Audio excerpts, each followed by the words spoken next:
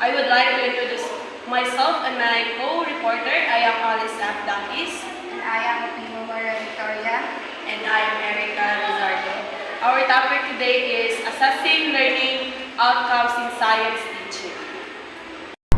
Once again, good morning. Our topic today is all about assessing learning outcomes in science teaching. Importance of evaluating learning outcomes. First is identify strengths and weaknesses. When it comes in strengths and weaknesses, you have identified your strengths and weaknesses. You can consider how to improve your weaknesses and capitalize your strength. You understanding your strengths, weaknesses can help you grow and improve. Research suggests that focusing on your strength can lead to great overall impact. So now, let's proceed information instruction. Information instruction by analyzing student performance teaching can adjust teaching strategy. It is the process of teaching people how to use information and apply their knowledge, skills, and disposition. As a future teacher soon, I will find a way to make them learn easily or learning a lot during discussion. So let's proceed. The third importance, evaluating learning outcomes. Promotes student motivation.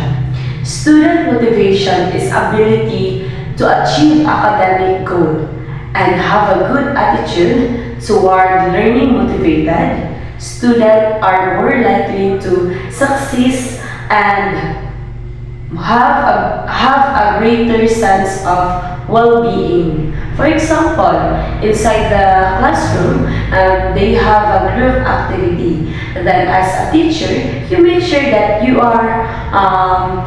make it sure that the student not feel bias or favoritism. The last importance evaluating learning outcomes is demonstrate accountability. Demonstrate accountability is for your action and consequence. It is involved being transparent, reliable, and answerable when carrying out tasks, obligation, or duties. So let's proceed and define learning outcomes in science, which is knowledge and understanding. This is referred to fact information and skills that person has acquired through experience or education. This is the deeper cognitive process that goes beyond remembering information. It is involved comprehending the meaning of the knowledge, recognize how it is applied to various contexts, and connecting new knowledge to existing knowledge. Second is inquire skills. Inquire skills is referred to ability and technique individual are and used to seek out information, investigate topics, and form conclusion. These skills are essential for critical thinking, problem solving, and learning. Here are the key components of inquiry skills. First is questioning, second is evaluating, third is research, fourth is analyzing, fifth is synthesizing, and sixth is communication, and the last is reflecting. Those are component of inquiring skills. So the third is communication and collaboration. Communication and collaboration are the two key skills essential of effective teamwork, learning, and problem solving. Both play is an important role in sharing ideas, building relationship, achieve common goal. Communication is the process of exchanging information, ideas, or feelings between individual or group, and collaboration involve working together with others other to achieve a common goal. For example, inside the classroom, we will have a group activity. So as you can see, they have communication and collaboration that will help. So now, Maria Victoria Oplimo is continue to discuss about assessing learning outcomes in science teaching. Good morning, ma'am. I am Maria Victoria C. Primo, Group 12, and I'm to discuss about assessing strategies for science learning. First, we have formative assessment. Formative assessment is an ongoing evaluation to monitor students' progress and provide feedback. So, formative assessment happens after the discussions. Example for this is oral recitation. So, that is formative assessment. Second is the summative assessment. Summative assessment evaluates students' learning at the end of a unit or a course. Summative assessment used after the topic is done or ang kabuuan sa lesson nga imong gitulo sa imong mga students. Diyan na magsulod ang summative assessment. And the third one is the performance-based assessment. Performance-based assessment evaluates students' ability to apply knowledge and skills in real-world context. Performance-based assessment, ginagamit ni siya sa mga group activities or in science, mga lab experiments or in individual projects like mga given projects. So, as a performance-based assessment, diri ma-test ang skills sa imuhang students and ang knowledge nga ilang na-learn diha sa imuhang subject. That is performance-based assessment. Next, we have questioning. Questioning is an open-ended questions encourage student to think critically and demonstrate understanding. So, questioning is, like for example, essays. So, ginagamit ang questioning para matest ang critical thinking sa imuhan nga mga students o ang ilang understanding sa kana na subjects. So, that is questioning. Next is observation. Observation, the teachers observe student during lab activities, group discussion, and independent work. So, ang observation is mura gyud siya og performance-based assessment.